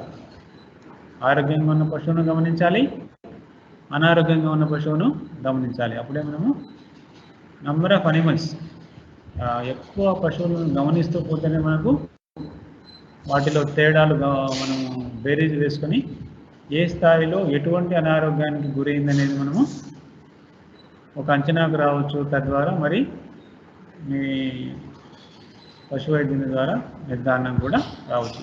ఈ రకంగా ఉంది అని మనము, ఈ లక్షణాలు గమనించాము అని మనము, మీరు గమనించిన అంశాలన్నీ కూడా వెటర్నరీ డాక్టర్కి తెలియజెప్పినట్లయితే ఆయన కూడా గమనించి ఇవన్నీ తెలుసుకొని ఒక అంచనాకు వచ్చి ఎటువంటి వ్యాధికి గురైంది, ఎటువంటి చికిత్స అందించాలి అనే అంశాన్ని పరిశీలించి చికిత్స ఇవ్వడం జరుగుతుంది. పశుపోషకులు మన దగ్గరికి పశువులను తీసుకొచ్చినప్పుడు మనం ఇవన్నీ గమనించడంతో పాటుగా వాళ్ళలో, పశుపోషకుల్లో లేదా రైతు సోదరుల్లో వీటి గురించి, ఆరోగ్యంగా ఉన్న పశువు లక్షణాలు, అనారోగ్యంగా ఉన్న యొక్క పశువు యొక్క లక్షణాలను మనము వివరించి వాళ్ళలో అవగాహన కలిగించాలి. పశుపోషకుల్లో, రైతు సోదరుల్లో మనము ఆరోగ్యంగా ఉన్న పశువు లక్షణాల గురించి, అనారోగ్యంగా ఉన్న పశువు లక్షణాల గురించి వివరించి వాళ్ళలో అవగాహన కలిగించినట్లయితే, ఎందుకంటే రోజు ఉదయం సాయంత్రం పశువు యొక్క ఆరోగ్య స్థితిని గమనించాలి రైతు. పశుపోషకులు ఉదయం సాయంత్రం కనీసం రోజుకు 2 సార్లు వాటికి నీళ్లు పెట్టేటప్పుడు కానీ, లేకపోతే మేత ఇచ్చేటప్పుడు కానీ, అది రోజువారీ ప్రవర్తనలో ఏదైనా మార్పులు ఉన్నాయా అనేది గమనించాలి. అలా గమనించినట్లయితే, తొలి దశలోనే వాటిని గమనించినట్లయితే మనము చికిత్స చేయటం సులభం అవుతుంది. అది ఆ వ్యాధి నుంచి కోలుకోవడం కూడా సులభంగా కోలుకుంటుంది. తక్కువ నష్టంతో, తక్కువ ఆర్థిక నష్టంతో, తక్కువ ఆరోగ్య నష్టంతో పశువు మామూలు దశకు చేరుకొని రైతుకు ఆర్థిక నష్టం లేకుండా, పశువు అనారోగ్య బారిన పడకుండా ఉండే అవకాశం ఉంది. కాబట్టి మనం రైతు సోదరులకు, పశుపోషకులకు వీటి గురించి వివరించి వాళ్ళలో అవగాహన పెంచినట్లయితే మొదటి దశలోనే పశువుని అనారోగ్యం బారిన పడినప్పుడు గమనించి మన దగ్గరికి తీసుకొస్తాడు కాబట్టి, లేదా ఏదైనా తనకు తెలిసిన వైద్యం చేస్తూ వెంటనే మన దగ్గరికి తీసుకురావడం వల్ల మనము సులభంగా దాన్ని ఆరోగ్యవంతంగా మార్చవచ్చు. ఎక్కువగా మందుల వరకు ఖర్చు పెట్టే అవసరం ఉండదు కాబట్టి తక్కువ ఖర్చుతో పశువు ఆరోగ్యంగా అవుతుంది. సో ఈ విషయాల్లో మీరంతా కూడా మీరు గమనించి అనారోగ్యంగా ఉన్న పశువు ఎలా ఉంటుంది, ఆరోగ్యంగా ఉన్న పశువు ఎలా ఉంటుంది అనే విషయాలను మీరు గమనించడంతో పాటుగా పశు పోషకులకు కూడా ఈ విషయాల్లో తెలియపరిచినట్లయితే ఆర్థిక నష్టం ఉండదు, పశువు ఆరోగ్యంగా ఉంటుంది. ఈ విషయాలు మీరు వచ్చిన ప్రతి రైతుకు వివరించాలి, వాళ్ళలో అవగాహన పెంచాలని కోరుకుంటున్నాను. అలాగే ఆరోగ్య సంరక్షణ ప్రాథమిక అంశాలను మనం గమనించినట్లయితే పశువులు ఆరోగ్యంగా ఉండాలి. పశువుల పాకల్లో ఎటువంటి మనము ప్రాథమిక అంశాలలో జాగ్రత్త తీసుకోవాలంటే పశువుల పాకల్లో గాలి వెలుతురు బాగా ఉండేటట్టుగా చూసుకోవాలి. ఇరుగ్గా తక్కువ స్థలంలో ఎక్కువ పశువులను కట్టివేయటము, గాలి వెలుతురు సరిగా లేని ప్రదేశంలో కట్టడము, అక్కడ పేడ కానీ మూత్రం విసర్జించిన తర్వాత సరిగా శుభ్రంగా చేయక అపరిశుభ్ర పరిస్థితులు ఉన్నట్లయితే, గాలి వెలుతురు సరిగా లేనట్లయితే ఆ పేడ మూత్రము అందులో ఉన్న అమ్మోనియా వాయువు అవన్నీ కలిసి వాటికి శ్వాస తీసుకోవడంలో ఇబ్బందులు, అవి కూర్చున్నప్పుడు పడుకున్నప్పుడు అక్కడ పేడ మూత్రం అవన్నీ కూడా శరీరానికి అంటుకొని పొదుగువాపు లాంటి వ్యాధులు, వెలుతురు సరిగా లేక ఆ పశువుల పాకలు సరిగా ఆరక అక్కడ కూడా అపరిశుభ్రమైన పరిస్థితులు ఉండడం వల్ల పశువులు సులభంగా వ్యాధుల బారిన పడే అవకాశం ఉంది. కాబట్టి ప్రాథమికంగా మనం గమనించాల్సిన అంశం ఏంటంటే పశువుల పాకల్లో గాలి వెలుతురు బాగా వచ్చేటట్లుగా జాగ్రత్త వహించాలి. అంటే ఎత్తైన ప్రదేశంలో ఉండాలి, వాటికి ఎంతైతే స్థలం ఇవ్వాలో అంత స్థలాన్ని కేటాయించాలి. తక్కువ స్థలంలో ఎక్కువ పశువులను కట్టినట్టయితే వాటికి సరైన స్థలం ఉండదు, అవి పోట్లాడుకోవడము, కింద పడటము, లేకపోతే జారి పడడము, ఇవన్నీ కూడా ఇబ్బందులు ఉంటాయి. కాబట్టి వాటికి సరిపడా స్థలం కేటాయిస్తూ గాలి వెలుతురు బాగా ఉండేటట్టుగా చూసుకోవాలి. పశువుల పాక పరిసరాల్లో మురికి నీరు చేరుకోకుండా చూసుకోవాలి. అక్కడ ఆ పేడ విసర్జించిన పేడ మూత్రము ఎప్పటికప్పుడు శుభ్రపరుస్తూ అవి శుభ్రంగా ఉండేటట్టు చూసుకోవాలి.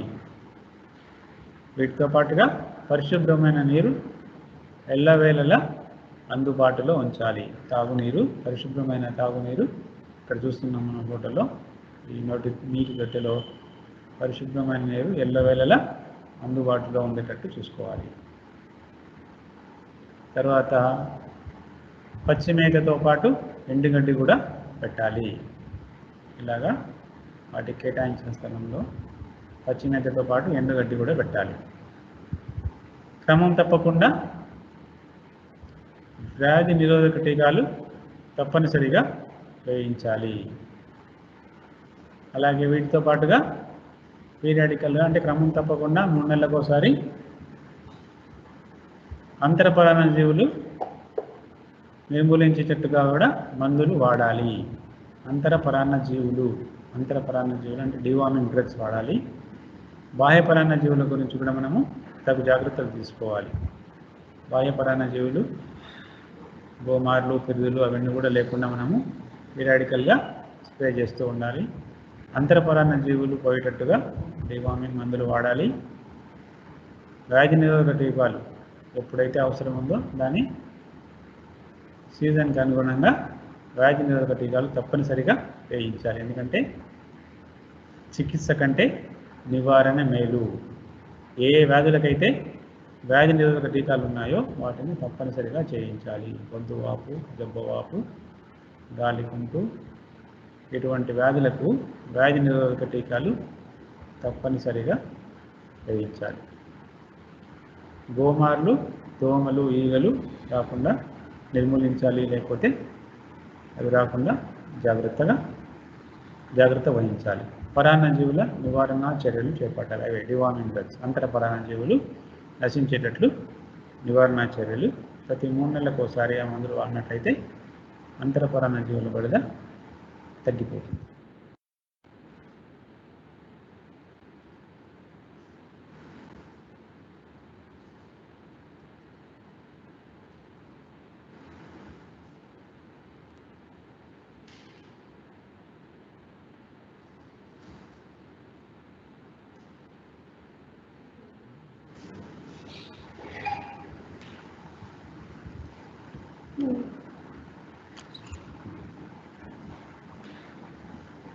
ఆరోగ్యాన్ని ప్రభావితం చేసే అంశాల్లో భాగంగా పశువు ఆరోగ్యంగా ఉంటేనే పాల ఉత్పత్తి తగు స్థాయిలో ఉంటుంది.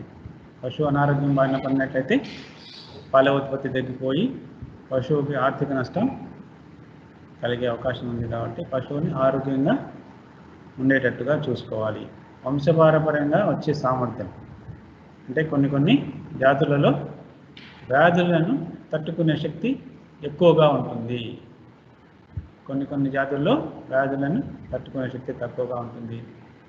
వాటి జాతిని బట్టి మనము తగు జాగ్రత్తలు తీసుకున్నట్లయితే ఈ అంశాన్ని కూడా మనము ఎదుర్కోవచ్చు. ఇప్పుడు కొన్ని సంకరజాతి పశువులు ఉన్నాయి, హోల్స్టీన్ ఫ్రీజియన్, జెర్సీ, అటువంటి వాటిల్లో వ్యాధులను తట్టుకునే శక్తి తక్కువ. వాతావరణ పరిస్థితుల్లో ఏ చిన్న మార్పు వచ్చినా కూడా అవి తట్టుకోలేవు, లేకపోతే సూక్ష్మాతి సూక్ష్మక్రిముల బారిన పడి వ్యాధులకు గురయ్యే అవకాశం ఉంది. అదే మన దేశవాళీ పశువులు అయితే వ్యాధులను తట్టుకునే సామర్థ్యం ఎక్కువ కాబట్టి వీటిలో వ్యాధులు వచ్చే అవకాశం కూడా తక్కువ. దాన్ని బట్టి మనం తగు జాగ్రత్తలు తీసుకున్నట్టయితే వాటిలో కూడా వ్యాధులను నివారించవచ్చు. దూడ స్థాయి నుంచి తీసుకున్న జాగ్రత్తలు అంటే మనము దూడ పుట్టంగానే వాటిని శుభ్రపరిచి అరగంటలోపే జున్ను పాలు తాగించి తర్వాత బొడ్డు కత్తిరించి ఐడిన్ పూసి అవన్నీ జాగ్రత్తలు తీసుకున్నట్లయితే, ఏవైతే జాగ్రత్తలు తీసుకోవాలో ఈ జాగ్రత్తలన్నీ తీసుకున్నట్లయితే దూడ స్థాయి నుండి అది వ్యాధి బారిన పడదు కాబట్టి ఆరోగ్యంగా పెరిగి తర్వాత అది పెయ్య స్థాయికి బాగా శరీర బరువుతో పెరిగి మళ్ళీ అది ఎదకు వచ్చి చూడి కట్టే అవకాశాలు ఉంటాయి. కాబట్టి దూడ స్థాయి నుంచే మంచి జాగ్రత్తలు తీసుకున్నట్టయితే పశువు అనారోగ్యం బారిన పడకుండా ఆరోగ్యంగా పెరిగి మంచి వ్యాధి నిరోధక శక్తిని కలిగి ఉండి ఆరోగ్యంగా ఉండి మనకు మంచి పాడి పశువుగా కానీ లేకపోతే పని పశువుగా కానీ మనకు ఉపయోగపడే అవకాశం ఉంది.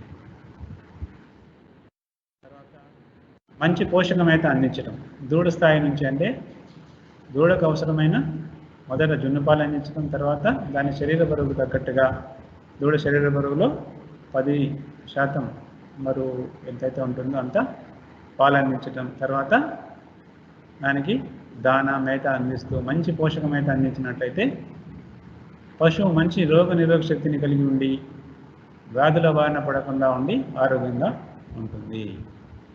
వ్యాధుల బారిన పడకుండా చూడడం అంటే వాతావరణ పరిస్థితులను మనము అనుగుణంగా ఇప్పుడు చలికాలంలో వెచ్చగా ఉండేటట్టు చూసుకోవటం, అలాగే వేసవి కాలంలో దానికి ఎక్కువ ఎండవేడి బారిన పడకుండా చల్లని పరిస్థితులను కల్పించినట్లయితే పశువులు వ్యాధుల బారిన పడకుండా ఉంటాయి. అంతరపరాన్నజీవుల నిర్మూలన, వ్యాధి నిరోధక టీకాలు తప్పకుండా వేయిస్తూ పోతే దాదాపుగా 90% పశువులు వ్యాధుల బారిన పడే అవకాశం లేదు, వ్యాధుల బారిన పడవు. ఈ జాగ్రత్తలు తీసుకున్నట్లయితే మనము దూడ స్థాయి నుంచి మంచి జాగ్రత్తలు ఆరోగ్యకరంగా ఉండేటట్టు జాగ్రత్తలు తీసుకోవడం, మంచి పోషకమైతే అందించడం, అంతర్పరాన్నజీవుల నిర్మూలన, క్రమం తప్పకుండా వ్యాధి నిరోధక టీకాలు వేయించడం, మంచి పోషకమైతే అందించడం, ఈ జాగ్రత్తలు తీసుకున్నట్లయితే పశువులు వ్యాధుల బారిన పడవు. ఇవి మనము ప్రభావితం చేసే అంశాలు, తీసుకోవాల్సిన జాగ్రత్తల గురించి మనం తెలుసుకున్నాము. వీటితో పాటుగా ఇప్పుడు మనం చూసినట్లయితే ఏ ఆరోగ్య సూచికల ద్వారా మనము పశువు ఆరోగ్య స్థితిని అంచనా వేయవచ్చు అంటే శరీర ఉష్ణోగ్రత, శ్వాస వేగం, నాడి వేగం. మనం ఈ టేబుల్లో గమనించినట్లయితే శరీర ఉష్ణోగ్రత వివిధ పశువుల్లో వివిధ రకాలుగా ఉన్నాయి చూస్తాం మనం. ఆవుల్లో 100 నుంచి 102.5 డిగ్రీల ఫారెన్హీట్ ఉంటుంది. 100 నుండి 102.5 డిగ్రీల ఫారెన్హీట్ వరకు సాధారణంగా ఉండే శరీర ఉష్ణోగ్రత. అదే గేదెల్లో అయితే 99 నుండి 102 వరకు, గొర్రెల్లో 101.5 నుంచి 105.5 వరకు సాధారణ శరీర ఉష్ణోగ్రత ఉంటుంది. మేకల్లో 101.5 నుండి 103.5 డిగ్రీల ఫారెన్హీట్. కుక్కల్లో 100 డిగ్రీల నుంచి 102.5 డిగ్రీలు. అదే మనం శ్వాస వేగం నిమిషానికి తీసుకున్నట్లయితే ఆవులలో 16 నుంచి 22, గేదెలలో 22 నుంచి 28, గొర్రెలలో 18 నుంచి 30, మేకల్లో కూడా 18 నుంచి 30, కుక్కలలో 14 నుంచి 30. అదే నాడీ వేగం ఆవులలో 42 నుంచి 60, గేదెలలో 42 నుంచి 62, గొర్రెలలో 60 నుంచి 70, మేకల్లో 60 నుంచి 70, కుక్కల్లో 70 నుంచి 120. ఇవి మనము గుర్తుపెట్టుకోవాలి. ఇవి మనకి కంటత గుర్తుపెట్టుకోవాలి. ఎందుకంటే ప్రతిసారి మనము పశువు వచ్చినప్పుడు ఇవన్నీ కూడా గమనించి మనం నమోదు చేయవలసి ఉంటుంది. కాబట్టి మన రిజిస్టర్లో ఇవన్నీ కూడా మనము గుర్తుపెట్టుకున్నట్లయితే సులభంగా ఉంటుంది ఆ పశువుని పరీక్ష చేసేటప్పుడు. పశువు శరీర ఉష్ణోగ్రత కొలవటం మనం ఇప్పుడు చూసాం కదా, ఎంత ఉంటుందనేది. ఎలా కొలవాలి? మామూలుగా అయితే ఈ సాధనాలు థర్మామీటర్ లేనప్పుడు మనము పశువు యొక్క చెవి పట్టుకొని ప్రాథమికంగా ఒక అంచనాకు రావచ్చు. చల్లగా ఉన్నాయా, వేడిగా ఉన్నాయా? వేడిగా ఉంటే శరీర ఉష్ణోగ్రత ఎక్కువగా ఉన్నట్టు, చల్లగా ఉంటే పశువు శరీర ఉష్ణోగ్రత తక్కువగా ఉండొచ్చు. లేని పక్షంలో మనము మన దగ్గరికి వచ్చినట్లయితే, ఆర్మీకి కానీ మన సెంటర్కి వచ్చినట్లయితే పశువు మనం థర్మామీటర్, ఇటువంటిది పాదరసం కలిగి ఉన్న థర్మామీటర్, ఇది డిజిటల్ థర్మామీటర్, ఇది ఇన్ఫ్రారెడ్ థర్మామీటర్. ఇది ఇంకా మనము ఎటువంటి ముట్టుకోకుండానే మనము దీని ద్వారా రికార్డ్ చేయవచ్చు. ఈ సాధనాల ద్వారా మనము శరీర ఉష్ణోగ్రతను థర్మామీటర్ అని అంటాం. వీటిని థర్మామీటర్ ద్వారా మనము కొలవవచ్చు. థర్మామీటర్తో మనము పశువు శరీర ఉష్ణోగ్రత కొలిచే ముందు పశువును కొట్టంలో జాగ్రత్తగా నియంత్రించాలి. పశువు ఇక్కడ ఫోటోలో చూస్తున్నట్టుగా పశువు యొక్క తోకను పైకెత్తి పట్టుకొని థర్మామీటర్ యొక్క స్టీల్ బల్బ్, అంటే ఇక్కడ ఈ చివర ఉంటుంది, ఇందులోనే పాదరసం ఉంటుంది, స్టీల్ బల్బును జాగ్రత్తగా పశువు యొక్క రెక్టం, అంటే పేడ వచ్చే ప్రదేశం ఉంటుంది కదా, ఆ ప్రదేశంలోకి ఇట్లా చొప్పించాలి, లోనికి పోనివ్వాలి. పోయినప్పుడు అక్కడ డైరెక్ట్గా అట్లా మధ్యలో పేడలో కాకుండా ఒక చివర లోపలి చర్మానికి తగిలేటట్టుగా పట్టుకోవాలి. పేడలో పెట్టినట్టయితే పేడ యొక్క ఉష్ణోగ్రత నమోదవుతుంది, దాని శరీర ఉష్ణోగ్రత నమోదు కాదు. ఆ జాగ్రత్త మనం తీసుకొని గమనించి చేయవలసి ఉంటుంది. పశువు యొక్క తోకను పైకెత్తి పట్టుకొని థర్మామీటర్ యొక్క స్టీల్ బల్బును జాగ్రత్తగా పశువు యొక్క రెక్టం లోపలికి పోనివ్వవలెను. ఇక్కడ చూపించినట్టుగా ఈ ఫోటోలో మొదటి ఫోటో తోక పైకెత్తి పట్టుకున్నారు, రెండో ఫోటోలో ఆ రెక్టంలోనికి పోనించి మధ్యలో కాకుండా ఆ చర్మానికి, లోపలి చర్మానికి తగిలేటట్టుగా, లోపలి పొర ఏదైతే రెక్టల్ మెంబ్రెయిన్ దానికి తగిలేటట్టుగా ఆనిచ్చి పట్టుకొని మనము శరీర ఉష్ణోగ్రతని కొలవాలి. బల్బును లోపలి త్వచమునకు తగిలేటట్టు చూడాలి. ఇలా ఒక 2 నిమిషాలు ఉంచి థర్మామీటర్ను బయటకు తీసి పాదరస మట్టమును గమనించి ఉష్ణోగ్రత రికార్డ్ చేయాలి. అందులో మనం సాధారణంగా ఇక్కడ ఫారెన్హీట్లోనే చూసాం కాబట్టి ఫారెన్హీట్లోనే నమోదు చేయాలి. ఇన్ఫ్రారెడ్ థర్మామీటర్ కొద్దిగా దూరం నుంచే పశువుల్లో శరీర ఉష్ణోగ్రత కొలవచ్చు. అంటే మనము దాన్ని ఎక్కడ కూడా ఆనించి అట్లా లోపలికి పెట్టాల్సిన అవసరం లేదు. అంటే దాని దగ్గరికి కొద్ది దూరం నుంచే మనం దాన్ని ఆనించకుండా దాన్ని తాకించకుండానే శరీర ఉష్ణోగ్రతని కొలవచ్చు. ఇది డిజిటల్. అది అయితే మనము లెవెల్ పైకి పోతుంది, అందులో చూడాలి. ఇందులో అయితే మనకు డిజిటల్గా నంబర్స్ కనపడతాయి. ఆ రకంగా మనం గమనించాలి శరీర ఉష్ణోగ్రతని. ఇకపోతే మనం నాడీ లెక్కించే విధానము, పశువు యొక్క రక్త ప్రసరణ ఆటుపోట్లని గమనించడానికి మనము నాడీ లెక్కిస్తాం. మన మనుషుల్లో అయితే ఇక్కడ మణికట్టు దగ్గర ఇక్కడ చూపుడు వేలుతో చూసినట్లయితే నాడీని మనము గమనించవచ్చు. పశువుల్లో రక్త ప్రసరణ ఆటుపోట్లను గమనించడానికి, పశువు యొక్క హృదయ స్పందన తీరుతెన్నులను విశ్లేషించడానికి నాడీ లెక్కించుట అవసరం. ఇందులో చూపిస్తున్నారు ఫోటోలో. ఇక్కడ తోక భాగంలో కాక్సిజియల్ ధమని అక్కడ మనము ఆ వేళ్ళని పెట్టినట్టయితే దాని రక్త ప్రసరణని మనము నాడీని లెక్కించవచ్చు. పశువు యొక్క తోకను పైకి లేపి తోక యొక్క అడుగు భాగంలో గల కాక్సిజియల్ ధమనిని చూపుడు వేలు మరియు బొటన వేలుతో పట్టుకొని ధమనిలో గల రక్త ప్రసరణ వేగాన్ని గమనించాలి. చూపుడు వేలు మరియు బొటన వేలు పట్టుకొని వేలుతో పట్టుకొని ధమనిలో గల రక్త ప్రసరణ వేగాన్ని గమనించాలి. అక్కడ ఈ ఫోటోలో చూపించినట్టుగా కానీ లేదంటే ఈ ఫోటోలో చూపించినట్టుగా కానీ 2 నిమిషాలు పట్టుకొని రక్తనాళ స్పందనను గమనించి రికార్డు చేయాలి, నమోదు చేయాలి. నాడీ లెక్కించడం అది పద్ధతి. శ్వాసక్రియ రేటు లెక్కించే విధానం.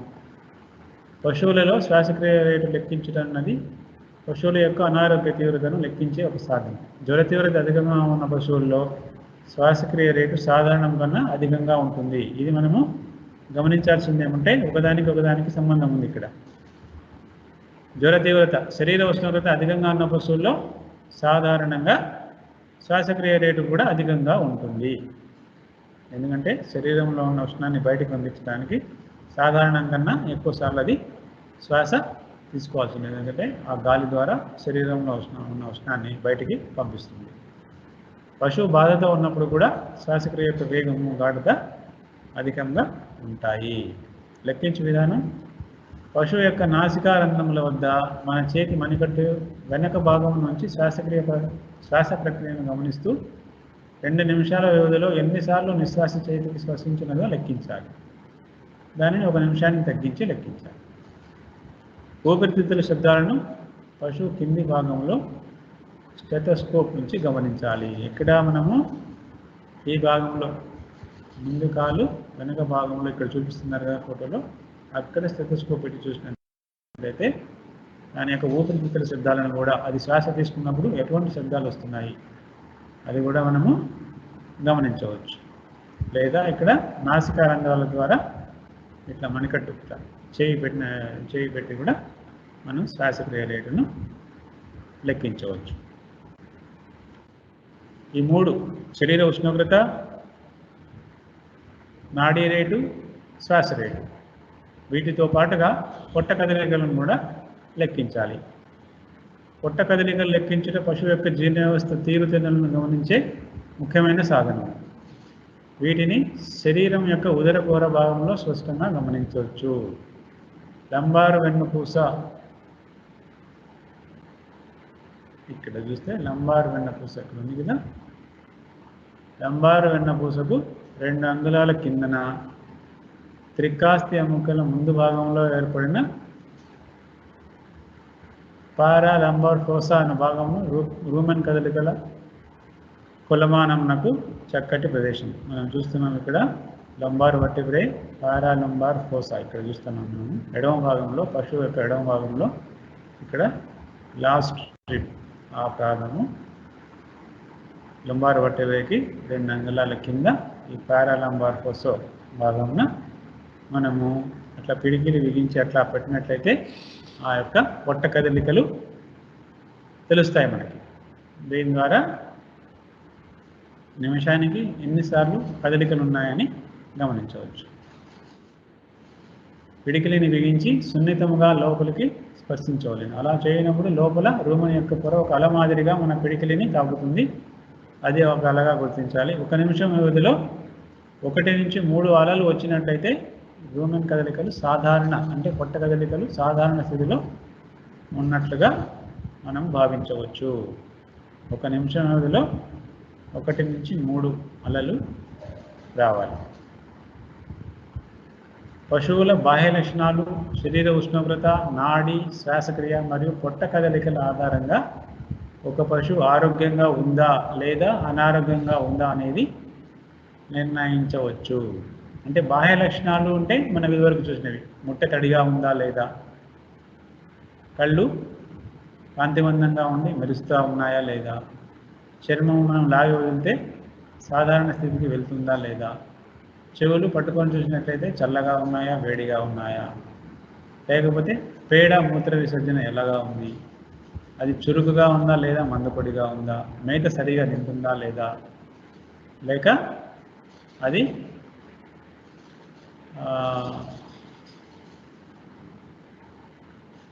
రూమినేషన్ అంటే నెమరు బాగా వేస్తుందా లేదా, ఇవన్నీ కూడా బాహ్య లక్షణాలు.